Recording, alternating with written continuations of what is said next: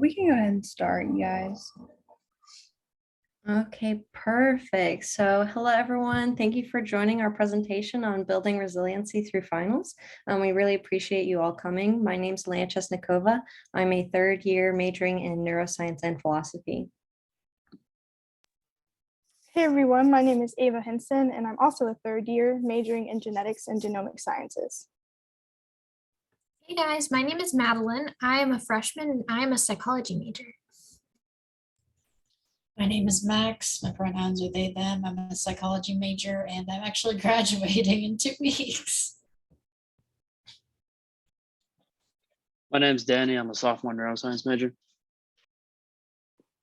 Hi, my name is Sumai Jemfer and I'm a junior majoring in biomedical sciences. My name is Matthew. I'm a freshman majoring in theater, pre-professional design and technology. And my name's Madison, and I am a junior majoring in nursing.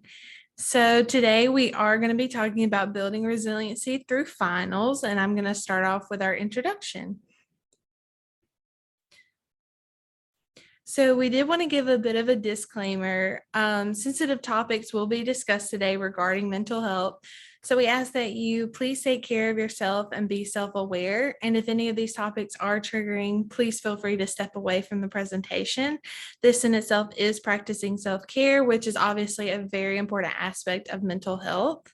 And we are not trained mental health professionals, but we are peer educators spreading mental health awareness and positive mental health.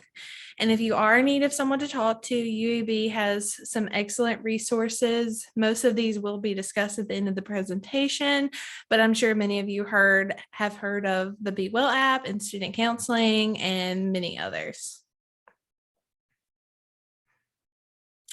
So a little bit about the UAB Mental Health Ambassadors. MHA is a peer-to-peer mental health promotion program, and we strive to bring awareness to mental health, resiliency, and self-care, and we also work in coordination with student counseling services.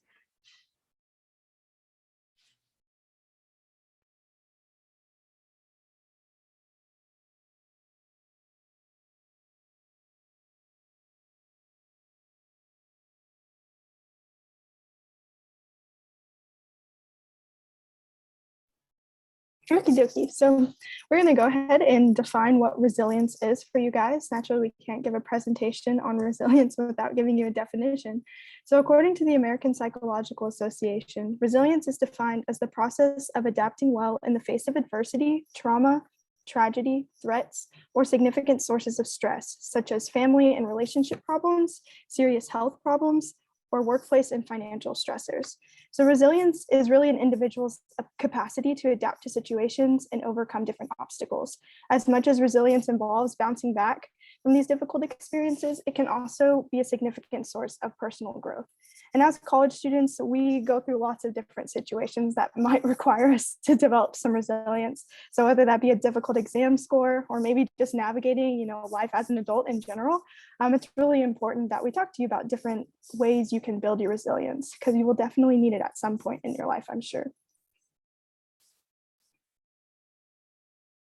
So to give you some fun little strategies on how to better develop your resilience, one great strategy is really building your connections. So when you're going through a difficult time, it can be important to prioritize relationships, specifically those relationships with people who are very empathetic and understanding to what you're going through.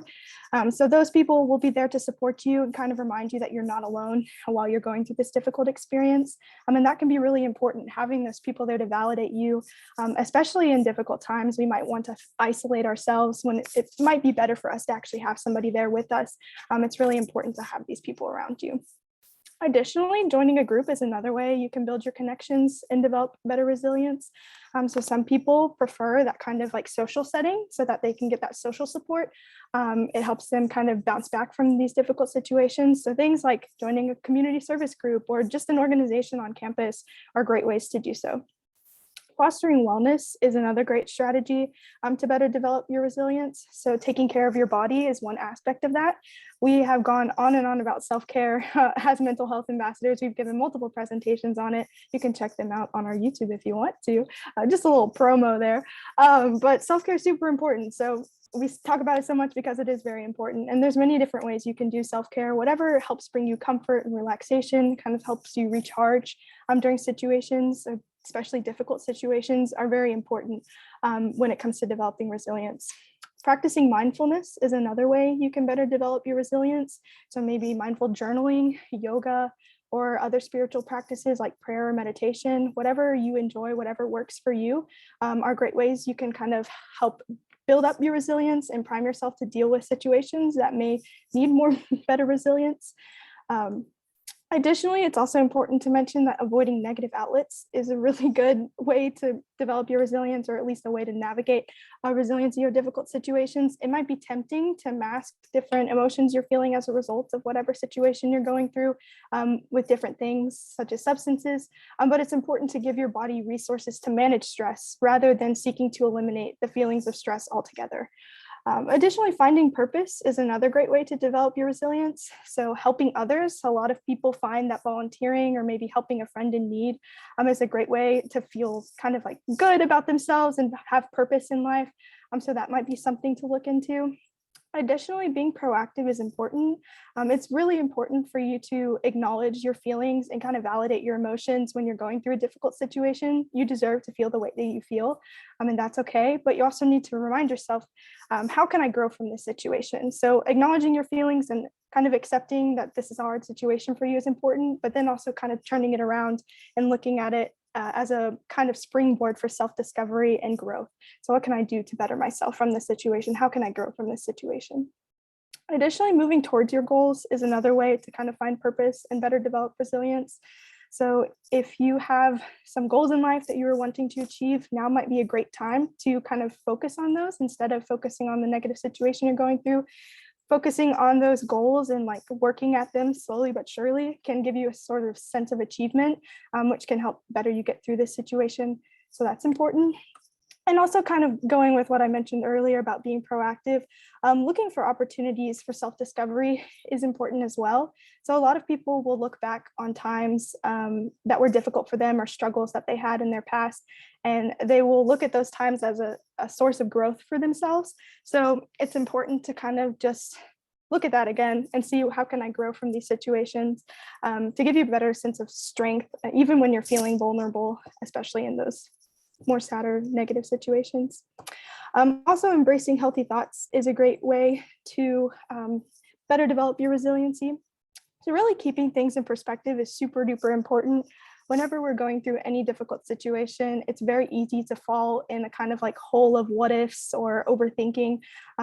We can overthink a situation a lot, but it's really important to recognize when you're doing that and kind of recognize when your thoughts are becoming sort of irrational versus being more rational. So being able to kind of identify that and acknowledge it can help you better keep things in perspective and focus on the situation at hand. It's also important to accept change, which kind of goes hand in hand with the previous thing I mentioned.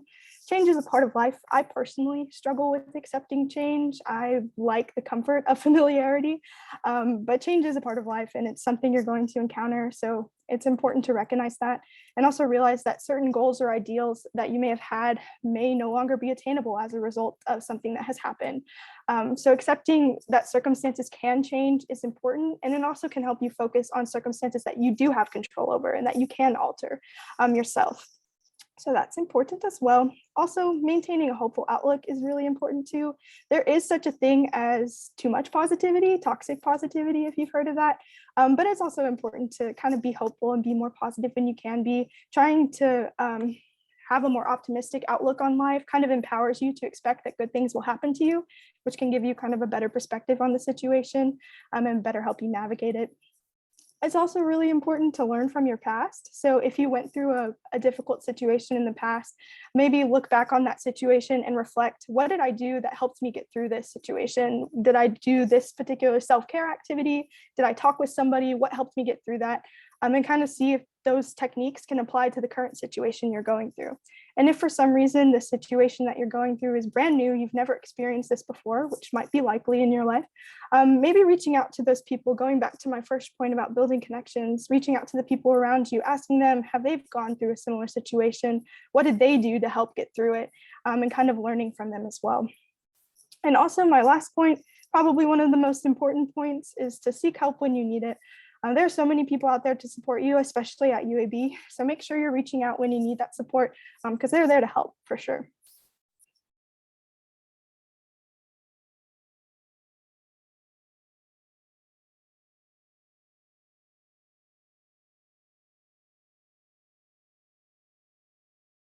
So we've already talked a little bit about why resilience is so important, but like different studies have shown that resilience can have a very powerful positive effect on your mental health. And people with higher levels of resilience have been shown to have reduced instances of risk-taking behaviors, suicide, and substance abuse. And resilient people also tend to be more involved with their families, communities, and campus.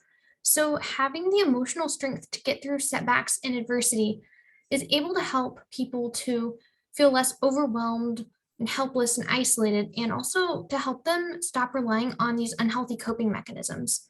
So having this strength is definitely an important skill to being a mentally well human being, and improving your resiliency could also lead to better learning and academic performance.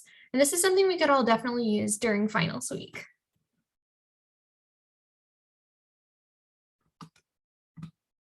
And resilience is different for everyone, and everyone is going to experience these difficult events differently. While some people may really struggle with certain things, other people may not, and that's totally okay. Finals week can be one of those difficult events, and one person may struggle emotionally and academically when preparing for a certain exam, while another person may breeze through it, and that's normal. It's important not to be too hard on yourself and recognize that this is a really challenging time. And resilience doesn't mean not experiencing a stress or a difficulty. Rather, it means working through it. And if that means reaching out to others or practicing your self-care, do what it is that you need to do in order to get through these difficult times.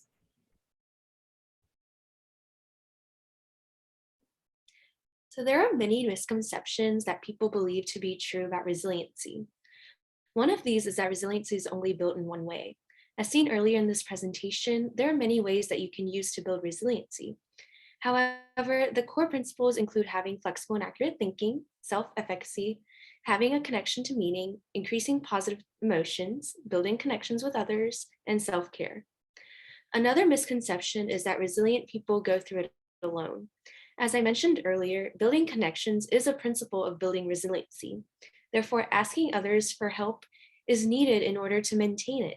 Additionally, some people believe that resiliency focuses only on managing negative emotions. Rather, it's about maintaining an overall emotional balance. Resilient people learn the importance of managing negative emotions as well as cultivating positive ones. Another misconception is that those who are resilient power through stress and illness. It is important to remember that resilient people are people too. They also feel the same burnout as others. Therefore, it's important to give yourself some time off and recover. Lastly, some people believe that you either have resiliency or you don't. This is not something that you are just born with. It takes time and practice to build up resiliency, and it can be done at any stage in your life. Knowing these misconceptions can help you navigate your journey of building resiliency as it teaches you that anyone else can do so.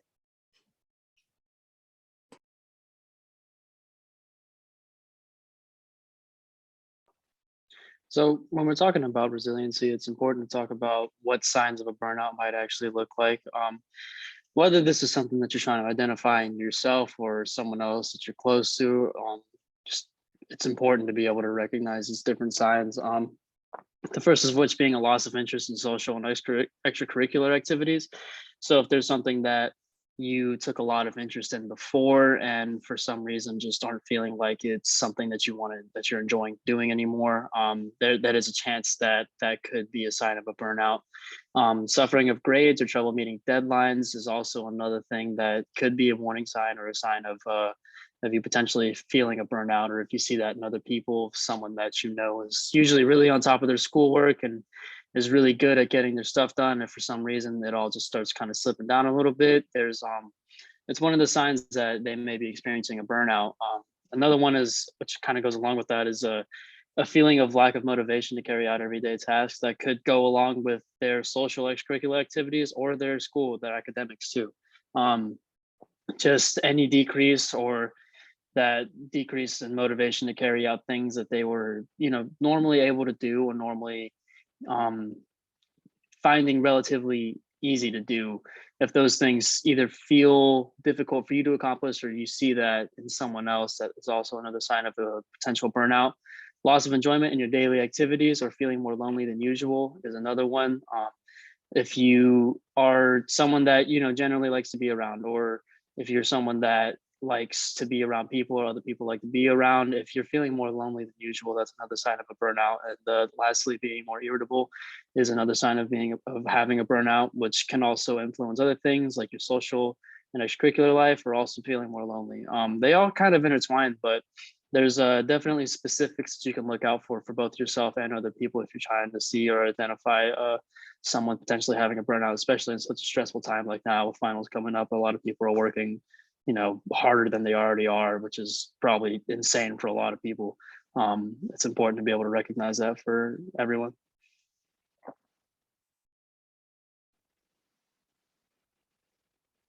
And along with that, I feel like it's wrong to just tell you how to identify a burnout without actually talking about what it's like to, get some help if you feel like it may be necessary. Things you can do for yourself or setting time aside to decompress.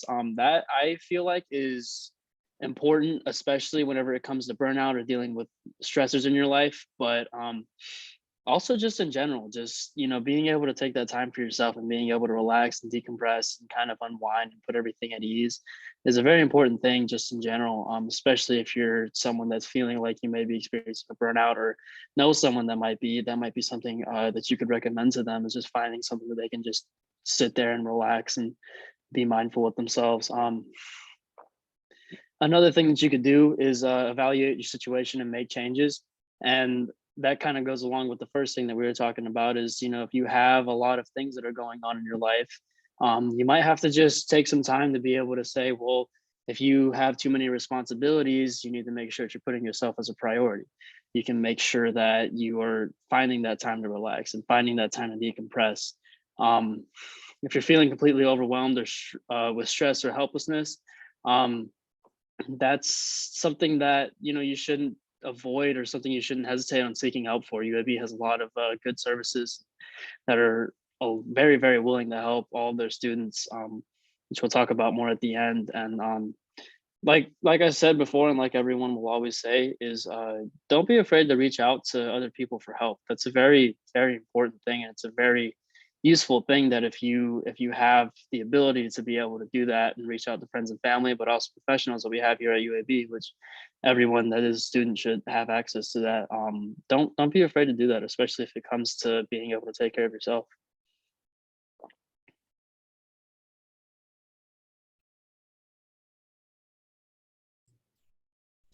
So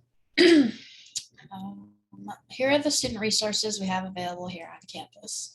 Student counseling services are great for any problem you may be having, either just in your life, with your workload, your mental health. You can talk to them about anything. The counselor in residence is a mental health counselor available to all on-campus residential students and is available to get everyone more access to mental health help. Both student counseling and the counselor in residence are completely free to students. Disability support services is available for individuals with any and all disabilities, and they will work with you to help provide accommodations on campus and in your classes. Nutritional counseling at the campus recreation center allows you to speak with a registered dietitian and helps keep you on track to reach your health and well-being goals. Student assistance and support supports students through life challenges and connects them with the university and community supports to best address their diverse needs through individualized assistance. They are a great place to start if you're not sure exactly where to go for help. Title IX. Title IX is a federal civil rights law passed as part of the Education Amendments of 1972. This law protects people from discrimination based on sex in the education programs or activities that receive federal financial assistance. The Title IX office upholds this law on our campus by helping to provide an environment free from discrimination based on gender, and helps all individuals on this campus to contribute positively to the environment and to refrain from behaviors that threaten the freedom or respect that every member of our community deserves. If you feel you have been discriminated against based on your gender, or if there's an incident you need to report, even if you just want more information about these topics, the Title IX office is the place to go. The Collegiate Recovery Community is an organization that helps students improve their relationships with substances and co-occurring issues. It includes group meetings as well as a safe substance-free place for students to go when they're in need of a safe space.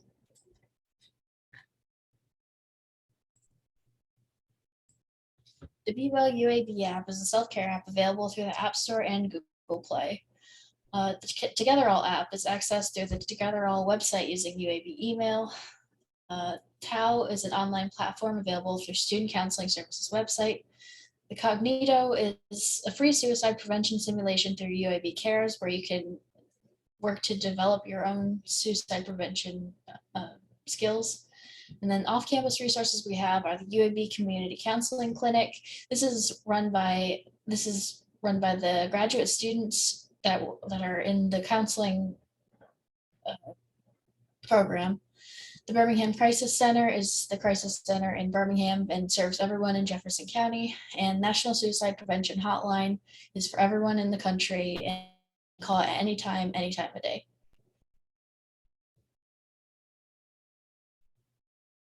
So I just have a few closing questions I thought to have a little discussion. So if anyone is willing to share, you can go ahead and put something in the chat, or you can just unmute. You don't have to wait for anything, but we're just going to one by one. And if we're not feeling it, we can just, this is some questions that you can just take to think based off the presentation. So the first one is, what does resilience mean to you, like personally, if anyone wants to share?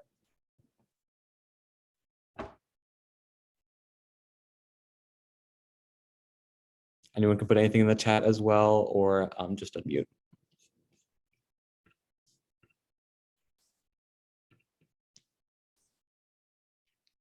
For me, it means being able to, I guess, recognize and do the things that I need to do to, I guess, keep me going, because it doesn't seem like a one solution fix all, just kind of being able to recognize what that looks like for me.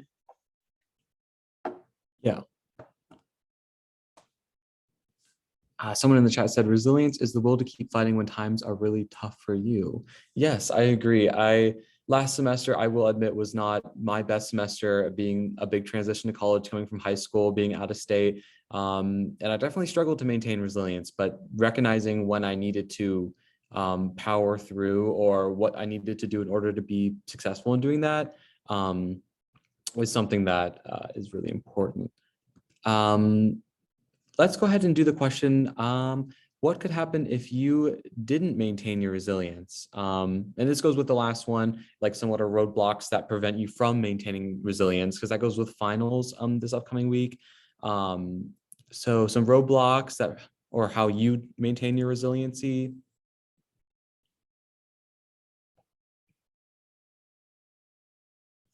I think for me, maintaining resiliency is really important to like meeting those goals that I've set for myself. So if I'm not able to do that, then I won't be able to like reach those goals that I'm trying to achieve.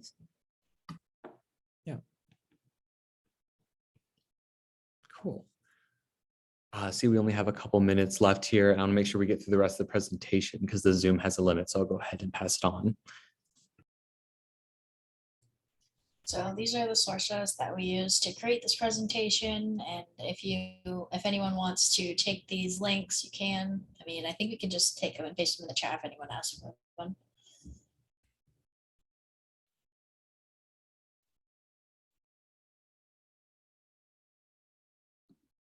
Okay, perfect. So I'm going to put a little link in the chat if you guys want to look at that. So thank you for attending. If you have any questions at all, here is the contact information for our whole team and our advisors. We'd love to inform you more about mental health ambassadors if you're interested.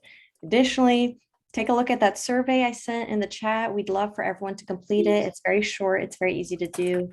Your feedback really helps us in continuing these presentations. So definitely check that out. Next slide. I'm not really done. So, I don't care. Oh, yeah, you're okay. Please. oh. All right, perfect. So we just wanted to let you guys know that we are very involved in UAB's biannual Stress Less Week, which is April 18th to the 20th. So it started today. So you guys have probably already heard about, the wellness promotion fair or the halfway bash or the silent disco. There's just a lot of events that go on throughout the week. Go to one of them, go with your friends. It's a really fun time and you'll learn a lot about mental health. And then lastly, before you go, just check out our Instagram to get updates on our future events, especially during the week. We also have a YouTube channel where you can check out other videos and presentations that are posted there. And lastly, we have our Spotify podcast, which features stories from people just like you and their mental health journeys. So don't forget to complete that survey to help us out. Thank you so much for listening to our presentation. We appreciate you guys coming.